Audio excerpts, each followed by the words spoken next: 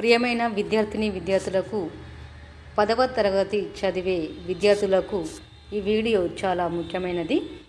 10వ తరగతి తెలంగాణ సిలబస్ ప్రకారము పబ్లిక్ ఎగ్జామ్ ఎలా ఉంటుంది, ఎలా ప్రశ్నలు వస్తాయి, ఎలా రాస్తే 90+ మార్కులు సాధించవచ్చు. ఈరోజు నేను మీకైతే బోర్డు సెకండరీ ఎడ్యుకేషన్ తెలంగాణ నమూనా ప్రకారం పూర్తిగా మోడల్ ప్రశ్న పత్రాన్ని అయితే మరియు టైమింగ్స్తో సహా స్టెప్ బై స్టెప్ వివరించబోతున్నాను. ఈ వీడియో పూర్తిగా చూడండి. ఎగ్జామ్ ఫియర్ అనేది తగ్గుతుంది, టైం మేనేజ్మెంట్ క్లియర్ అవుతుంది, హై స్కోర్ ఎలా చేయాలి అనేది అర్థమవుతుంది. కాబట్టి వీడియో చివరి వరకు తప్పకుండా చూడండి. ఇది మీ పబ్లిక్ ఎగ్జామ్ గేమ్ చేంజర్ అవుతుంది. తప్పకుండా చూస్తారు కదా. ఈ వీడియో చూసి లైక్ చేయండి, సబ్స్క్రైబ్ చేయండి. మరిన్ని వీడియోల కోసం ఈ ఛానల్ను Renuka Telugu teacher Ragini education channel అయితే సబ్స్క్రైబ్ చేయండి. తప్పకుండా ఈ వీడియో మీకు ఉపయుక్తంగా ఉంటుంది. మొత్తము మార్కులు అంటే పబ్లిక్ ఎగ్జామ్ నమూనా మోడల్ ప్రశ్నపత్రం పబ్లిక్ ఎగ్జామ్ నమూనా మొత్తం మార్కులు 80, సమయం 3 గంటలు 180 నిమిషాలు. సమయ విభజన అంటే టైం మేనేజ్మెంట్, విభాగం సూచించినటువంటి సమయం. ఇవన్నీ ఖచ్చితంగా ప్రశ్నపత్రం మోడల్ ఏ విధంగా ఉంటుందో అనేది చూసినట్లయితే పార్ట్ ఏలో పఠన సామర్థ్యం 30 నిమిషాలు. పార్ట్ బిలో వ్యాకరణం మరియు సృజనాత్మకత రచన 45 నిమిషాలు. పార్ట్ సి చూసినట్లయితే సాహిత్య ప్రశ్నలు 75 నిమిషాలు మరియు రివిజన్ అంటే పునఃసమీక్షకు 30 నిమిషాలు.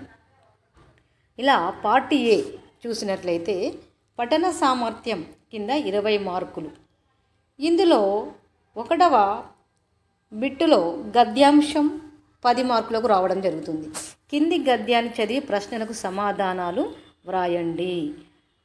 ఇక్కడ గద్యాంశానికి 10 మార్కులు. ఖచ్చితంగా ప్రశ్నను క్షుణ్ణంగా చదవాలి. అలా చదివితేనే ఆ ప్రశ్నకు జవాబు. మీరు విన్న లెసన్ సారాంశం విన్నట్లయితే తప్పకుండా ఈ ప్రశ్నకు సమాధానం రాయగలుగుతారు.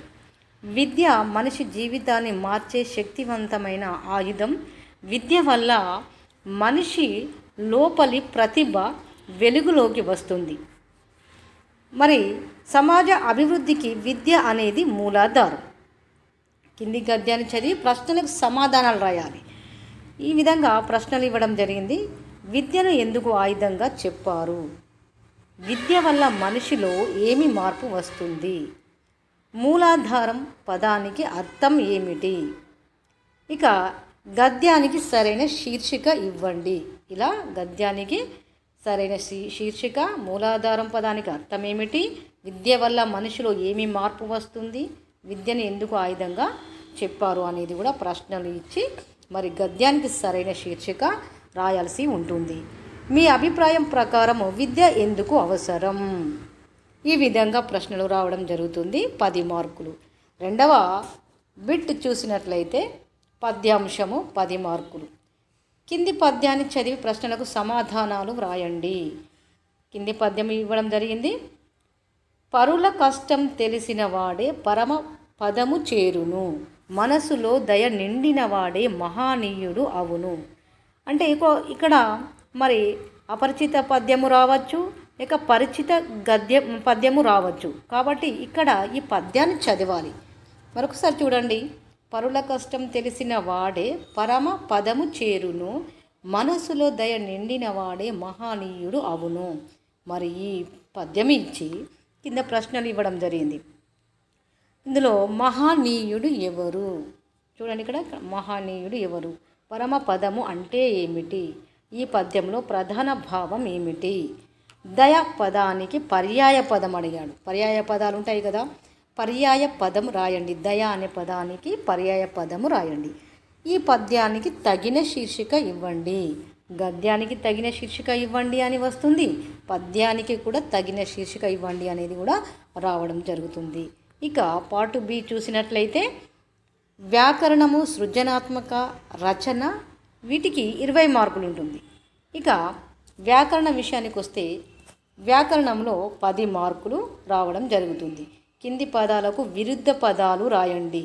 ఇక్కడ ఏమి ఇచ్చారు?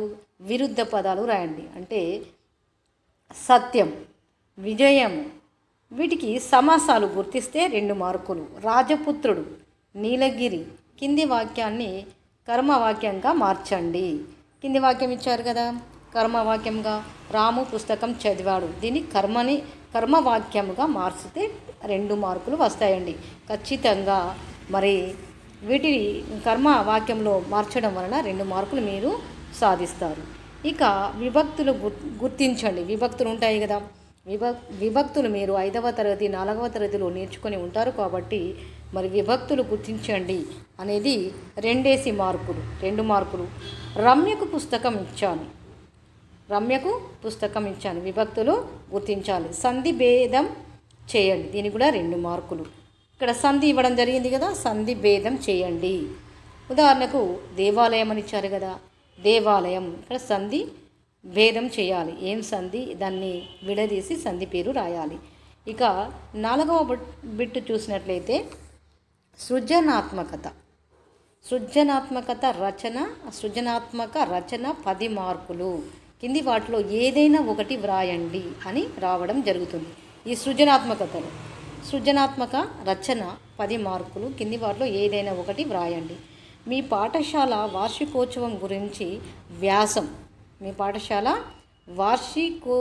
గురించి ఒక వ్యాసం వ్రాయమని అంటాడు.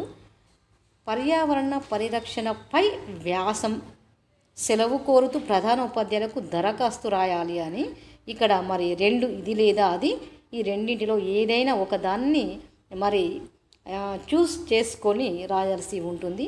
ఈ వ్యాసం అనేది మీ పాఠశాల వార్షికోత్సవం గురించి వ్యాసం, పర్యావరణ పరిరక్షణపై వ్యాసం, సెలవు కోరుతూ ప్రధాన ఉపాధ్యాయులకు దరఖాస్తు.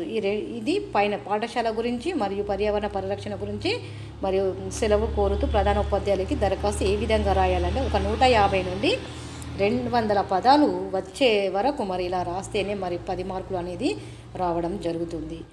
పార్ట్ సి చూసినట్లయితే సాహిత్యానికి 40 మార్కులు. ఇందులోనే మరి చాలా మార్కులు సంపాదించవలసిన అవసరం ఉంటుంది.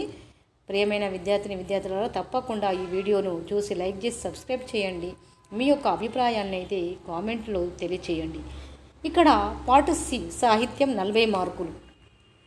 గద్య పాఠాలు 20 మార్కులు. ఒక గద్య పాఠం నుండి 5 ప్రశ్నలు రావడం జరుగుతుంది. ఒక గద్య పాఠం నుండి 5 ప్రశ్నలు అంటే 5 ప్రశ్నలకు 2 మార్కుల చొప్పున 10 మార్కులు. భూమిక పాఠ్యాంశం సారాంశం రాయండి. భూమిక పాఠ్యాంశము అది సారాంశం రూపంలో సరిగ్గా అర్థం చేసుకున్నట్లయితే సులభంగా రాయడానికి మరి అవకాశం ఉంటుంది. 10 మార్కులు కూడా మరి సంపాదించుకుంటారు. రచయిత పరిచయాన్ని వ్రాస్తే 5 మార్కులు. ఇక 6వ బిట్టు చూసినట్లయితే పద్య పాఠాలు 20 మార్కులు. పద్య పాఠాలు 20 మార్కులు.